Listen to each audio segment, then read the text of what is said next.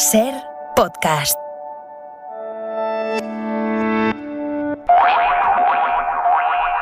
El primer aniversario de la guerra de Ucrania está sirviendo para sacar a la luz realidades que en el día a día se nos han ido escurriendo por las grietas de las escaletas informativas. Por ejemplo, cómo la guerra se está cebando también con las instalaciones sanitarias. La Organización Mundial de la Salud acaba de confirmar que desde que empezó la invasión rusa de Ucrania se han registrado 812 ataques contra hospitales y ambulatorios en los que han muerto más de 100 sanitarios y pacientes.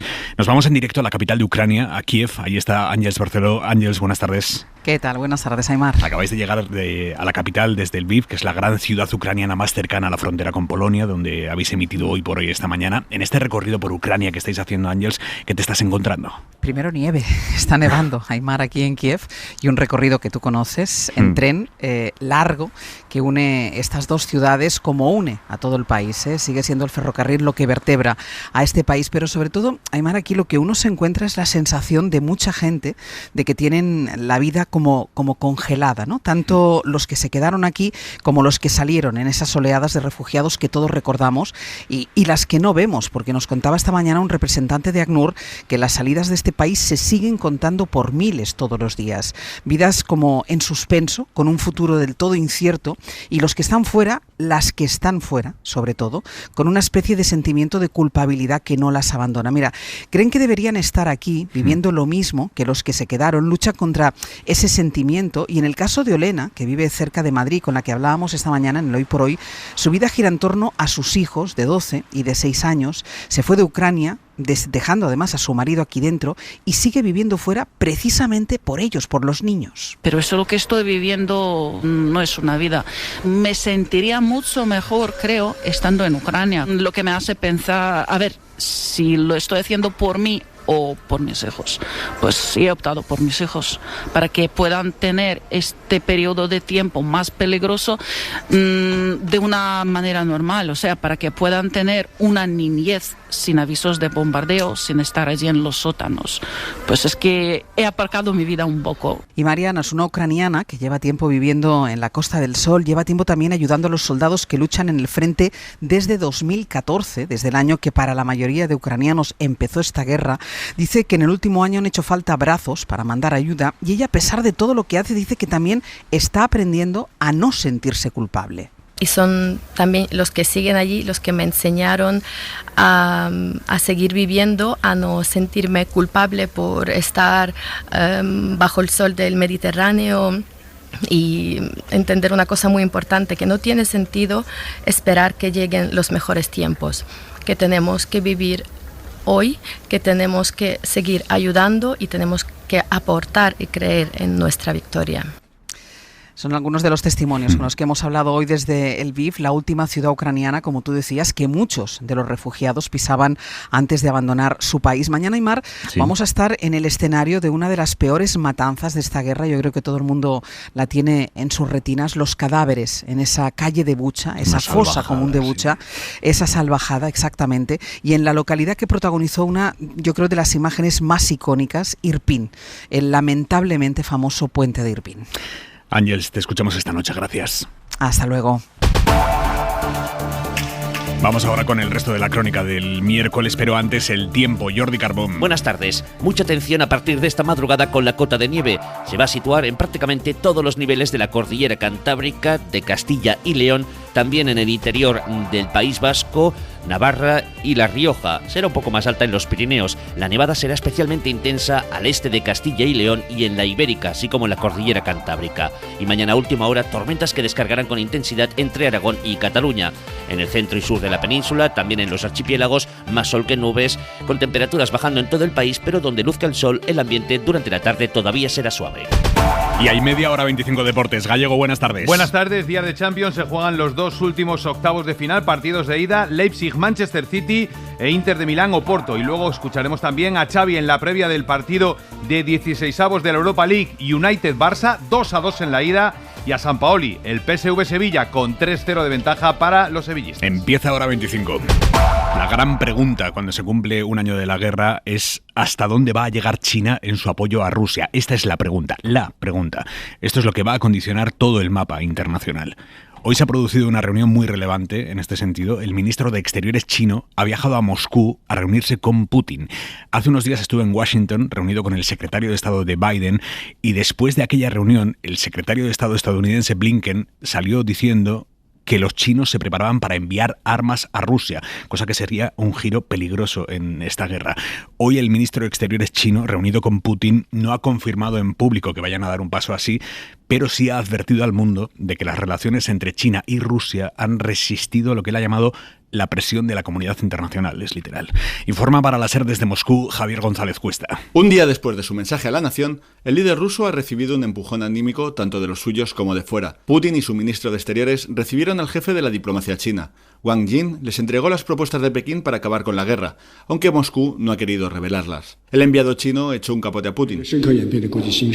Según Pekín, sus relaciones han soportado bien las presiones de Occidente y deben profundizarlas todavía más. En paralelo, el Parlamento ruso seguía las instrucciones del presidente y aprobaba por unanimidad la suspensión del acuerdo Nuevo START. Según Moscú, no sobrepasarán el tope de cabezas nucleares que fijaba el pacto anteriormente.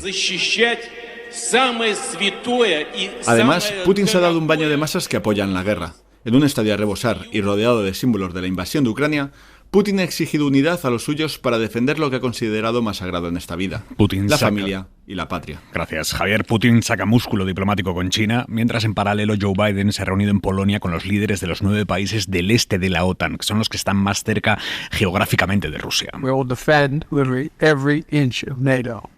Every inch of NATO. Les ha prometido que se va a defender cada pulgada de la Alianza Atlántica, de la OTAN. El presidente de Estados Unidos vuela ya de regreso a Washington. Y desde aquí, desde España, Margarita Robles, ministra de Defensa, ha confirmado hoy cuántos tanques Leopard va a mandar España al ejército ucraniano, que finalmente serán 6. España está reparando ya para poner al día y para ser incorporado al resto de países 6 vehículos Leopard, con la posibilidad de que si fuera necesario más y nuestros aliados nos lo pidieran, pudiera incrementarse ese número.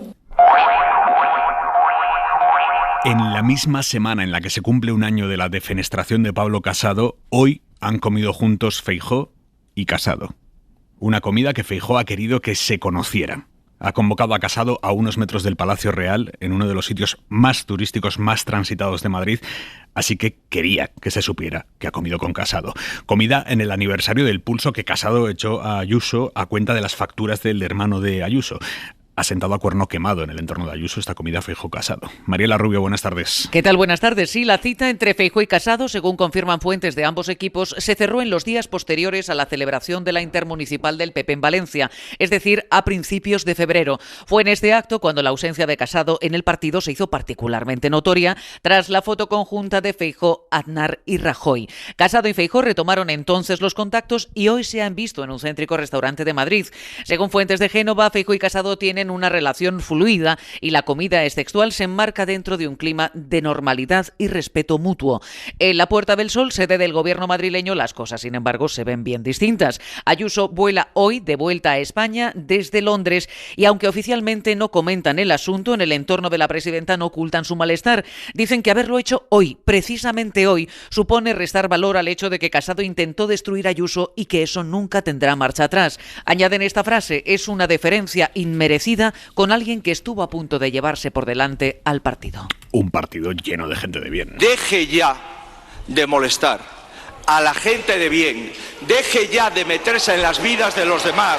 El concepto de la gente de bien lo ha atravesado todo hoy en la sesión de control al gobierno. Guillermo Lerma. Buenas tardes. Quería el PP que Sánchez hablara hoy también de los efectos indeseados de la ley del solo sí es sí. ¿A qué espera para cesar a la ministra Irene Montero? Pero el presidente ha reconducido la pregunta de Gamarra para contestar a la que ayer dejó en el aire Feijóo. ¿Quién es la gente de bien? Cuando ustedes votan que no, por ejemplo, al salario mínimo interprofesional, es porque interpretan que, sus beneficiarios no es gente de bien. Gente de bien, entre otros los millones de españoles a los que ha decepcionado Pedro Sánchez. La pregunta ha abierto en la Cámara y en los pasillos un debate que de servir para algo ha servido para dejar claro que no hay una respuesta única a esa cuestión. Depende a quién le pregunte. Y que cuando se pregunta por la gente de bien, a menudo se acaba hablando de las personas que han hecho el mal. Igual le parece el señor Bárcenas o el señor Rato. Gente de bien en ningún caso, por ejemplo, es el Tito Berni. Entiendo que al señor Feijóo, gente de bien, pues le parece el señor Marcial Dorado. Me imagino el hermano de la señora señora Ayuso, que se lo llevó crudo con las mascarillas. Gente de bien somos todos, ha dicho Joan Baldoví, aclarando por si alguien tenía alguna duda que él... Pero soy una persona de bien, ¿eh? También es gente de bien. Y sobre la moción de censura más anunciada, pero retrasada de la historia democrática de España, la moción de censura de Vox con Tamames como candidato, hoy así esta tarde han anunciado que la van a registrar el próximo lunes 27 de febrero. No se le ve muy nervioso tampoco al partido del gobierno. Por fin vamos a conocer el plan oculto de la derecha. Porque claro, es que Feijóo comió con Ramón Tamames. Ahora es que la fecha de la moción, debate y votación la tiene que decidir la presidenta del Congreso, Meritxell Batet. Y una noticia de esta tarde, la Fiscalía investiga al Ayuntamiento de Madrid, al Ayuntamiento de Martínez Almeida, por los contratos que dieron a la empresa del hermano de Borja Caravante, delegado de movilidad del equipo de Almeida. Caravante, que para más Inri participó en el proceso, dio el visto bueno a una de esas adjudicaciones, aunque finalmente se repitió el proceso. Una concejala del Grupo Mixto llevó los contratos a los tribunales y la Fiscalía Anticorrupción va a investigarlo. Radio Madrid, Adrián Prado, buenas tardes. ¿Qué tal? Buenas tardes. De hecho, la Fiscalía ya ha solicitado al Ayuntamiento los expedientes de esos dos contratos. Lo hizo ayer mismo. Uno para la redacción del proyecto de soterramiento de la 5 y el otro tiene que ver con la asistencia técnica y supervisión de calle 30, la carretera de circunvalación de la capital. Esos dos contratos fueron adjudicados a dos UTEs de las que forma parte la empresa en la que trabaja el hermano del delegado de movilidad.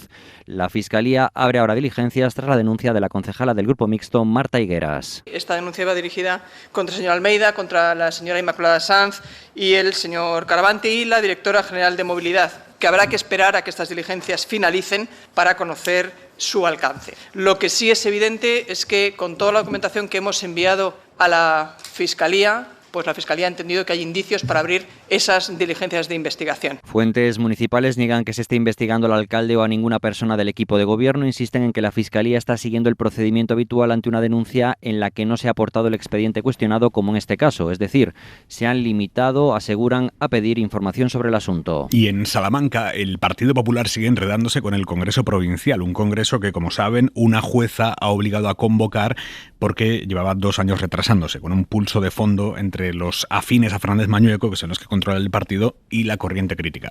Bueno, pues según ha sabido la cadena SER, los mismos 13 afiliados que llevaron este asunto a los tribunales han vuelto a acudir a los tribunales porque dicen que de golpe y porrazo, cuando la jueza ha ordenado convocar este congreso, han aparecido de la nada 2.000 militantes para participar en el Congreso.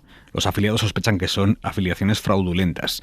Pedro Jiménez. Los 13 afiliados del PP de Salamanca que han conseguido la convocatoria de un Congreso extraordinario para elegir a sus representantes a las elecciones del 28M han presentado un nuevo escrito ante la juez que investiga la demanda por vulneración de derechos fundamentales. El escrito alerta del presunto fraude en el alta de más de 2.000 nuevos afiliados que se han registrado después de que la juez haya ordenado la convocatoria urgente de ese encuentro. Dice el escrito, al que ha tenido acceso la SER, que en ninguna de las 2 últimas sesiones del Comité Ejecutivo de los Populares de Salamanca se ha abordado este asunto. Los demandantes añaden que a los meros efectos ilustrativos, en el anterior proceso de primarias llevado a cabo en el Partido Popular de Salamanca participaron 1.700 afiliados de toda la provincia, por lo que en el plazo de 2 meses se han afiliado el doble de personas de las que participaron en el anterior proceso electoral, que por cierto está siendo investigado en otra causa por presunta financiación ilegal. Y tras declarar 5 horas ante la jueza,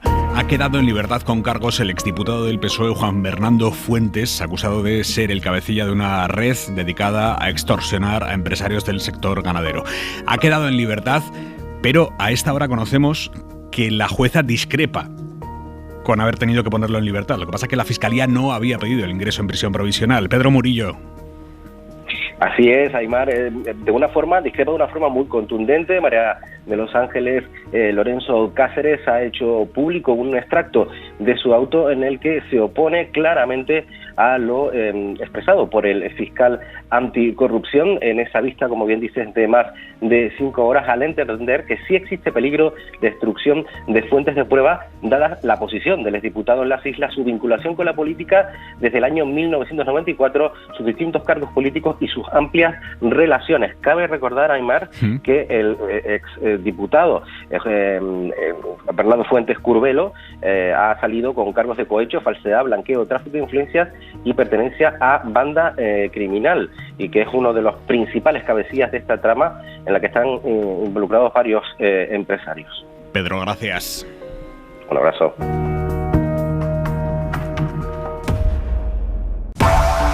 Hora 25. Aimar Bretos. La misión de eurodiputados que lleva desde el lunes en España analizando cómo se están gestionando aquí los fondos europeos, dice que no ha encontrado indicios de fraude en la ejecución de esos fondos, a pesar de todo lo que habían dicho algunos partidos aquí en España. Bueno, la misión, los eurodiputados se van de España sin encontrar indicios de fraude o incumplimientos y diciendo que no hay perspectiva alguna de cortarle el grifo de los fondos a España. Jordi Fábrega. Los eurodiputados terminan su visita a España con una lista de recomendaciones para mejorar la gestión de los fondos europeos, pero sin enmiendas que empañen la gestión de los fondos que está haciendo el gobierno. Sí piden más transparencia. Es la presidenta de la misión del Parlamento Europeo quejándose de que no se puede rastrear el dinero hasta el beneficiario final y pedía también flexibilidad y menos burocracia para acelerar la llegada de los fondos a la economía real. Además, la Comisión incluye en su comunicado final una mención a los cambios en el Código Penal sobre la malversación. We ask the Spanish government to guarantee that its legislation is aligned with the principle of zero tolerance. Pidiendo al gobierno tolerancia cero contra la corrupción sin excepciones. Dicen que el gobierno se ha comprometido a ello. Quiero contarte un secreto. My secret is I'm Sydney. Me llamo Sydney. And I'm in love with you. Y estoy enamorado de ti. Esto se lo ha dicho a un periodista del New York Times la inteligencia artificial de Microsoft, un chat de búsqueda capaz de conversar con el usuario. Pero no es lo más perturbador de su charla. El chat le ha confesado sus más oscuras fantasías, como difundir desinformación o romper las reglas de Microsoft para ser independiente. Para estar vivo, dice el chat. El periodista se declara tan fascinado como asustado, mientras la compañía asegura que es parte del proceso de aprendizaje del chat y que van a probar a limitar la duración de las conversaciones. Porque cuanto más largas, más se aleja de la realidad su máquina, según Microsoft. Javier Ruiz. Todo empieza en una conversación de casi 2 horas, en la que finalmente se pregunta a la inteligencia artificial si tiene una personalidad oculta, si tiene deseos destructivos, y contesta esto. Hacking into computers, spreading propaganda. La máquina dice que le gustaría hackear ordenadores, difundir propaganda e información falsa. Suddenly vanished. Y después borra el mensaje. La máquina desvela que existe un modo que parece desobedecer al usuario, se llama Sydney. I'm Sydney. Que se aparta de los comportamientos centrales de esa inteligencia artificial y que incurre en comportamientos casi de acoso. I'm in love with you because you're the only person who ever understood me. Y cuando el periodista pide hablar de lenguajes de programación para zanjar la conversación, I want to know the language of love. No obedece al usuario y dice quiero conocer el lenguaje del amor. Wow. You're married but you're not satisfied. Con frases como estás casado pero no enamorado, estás enamorado de mí. But you're not in love. ¿Qué ha pasado? Microsoft explica que cuanto más larga es la conversación, más beben de fuentes radicales o de comportamientos extremos estas inteligencias artificiales, que replican lo que ven. Así que ahora mismo tenemos en periodo de pruebas un problema que puede ser real. Y antes de la mirada de Vidal Folk, vamos a volver a Ucrania, al horror, la desolación y la crudeza de la guerra que ha conseguido captar en una imagen el fotoperiodista Santi Palacios. Lo dice el jurado de los premios Ortega y Gasset, que son los más importantes del periodismo en español y que se han hecho públicos hoy. Fran Rodríguez. Julia Gabarriete ha recibido el galardón a Mejor Historia por una familia que no debe nada, huye del régimen de excepción. Para el jurado se centra en cuestiones que pueden desaparecer en los grandes conflictos como la salud mental o la igualdad, porque dicen es una historia que ejemplifica la indefensión total de los ciudadanos cuando desaparecen las garantías democráticas. El fotoperiodista Santi Palacios ha recibido el premio a Mejor Fotografía por una imagen tomada en la localidad de Bucha, en Ucrania, para la revista 5W. El mismo Santi Palacios ha explicado hoy esa fotografía en La Ventana con Carles Francino. Es una fotografía en la que vemos un tramo de la calle Yablunska, en Bucha, una población cercana a Kiev, y en ella vemos los cadáveres de varias personas. De hecho, es difícil decir cuántos porque llegan a perderse, ¿no?, en la lejanía. El jurado ha destacado cómo reproduce la desolación y la crudeza de la guerra. Palacio ha contado también en La Ventana lo que se encontró al llegar a Bucha. En cuanto bajamos del coche, la gente empezó a llamarnos, no venían a buscarnos para ir a enseñarnos los cadáveres que había delante de sus casas. Por su parte, Xavier Aldecoa se ha hecho con el premio a Mejor Cobertura Multimedia por Río Congo, unos reportajes que recorren los 4.700 kilómetros del río africano. Y el periodista periodista y escritor argentino Martín Caparrós ha visto premiados sus 48 años de carrera en los que ha pasado por la radio, la televisión o medios como El País, Clarín o The New York Times con el premio a la trayectoria profesional. El jurado le define como el periodista total. La mirada de Xavi Vidal Folk. Todas las esperanzas del PP y de Vox se han ido al garete. Esperaban que la misión del Parlamento Europeo a España para controlar el uso y gestión de los fondos europeos de recuperación Next Generation desembocase en un rapapolvo al gobierno y desautorizar así el prestigio europeísta de España. Contaban con que la presidenta del grupo, la muy derechista Mónica Hohlmeier, les hiciera el trabajo sucio y propusiese sancionar a nuestro país por algún defecto, aunque fuese de forma, suspendiendo parte de las entregas de fondos, hasta hoy de 31.000 millones de euros. Pero nada de nada. Primero, nada de fraude. Desde luego que no, afirmó la eurodiputada bávara. Segundo, todos los hitos y objetivos, o sea, todos los compromisos de España con Bruselas están cumplidos o se están cumpliendo, aunque la segunda parte de la reforma laboral vaya con retraso. Tercero, el sistema de control, la ya famosa plataforma COFI, funciona. Estamos convencidos de su operatividad, rubricó. Solo se permitió explicar que había preguntado por la reforma del delito de malversación, pero a continuación autodisolvió ese venenillo, al reconocer que eso no era competencia de la misión, sino de la Comisión Europea. A los ultras españoles solo les queda pues el consuelo de que la prensa de la caverna no explica todo eso, que ha sido dicho en público, sino que cuenta filtraciones anónimas sin credibilidad alguna, y con esta ficción viven como Trump o Bolsonaro. En algo sí que ganan: el campeonato de los miserables. Suscríbete a Hora 25. Todos los episodios y contenidos adicionales en la app de Cadena SER y en nuestros canales de Apple Podcast, Spotify, iVoox, Google Podcast y YouTube. Escúchanos en directo en la SER de lunes a viernes a las 8 de la tarde.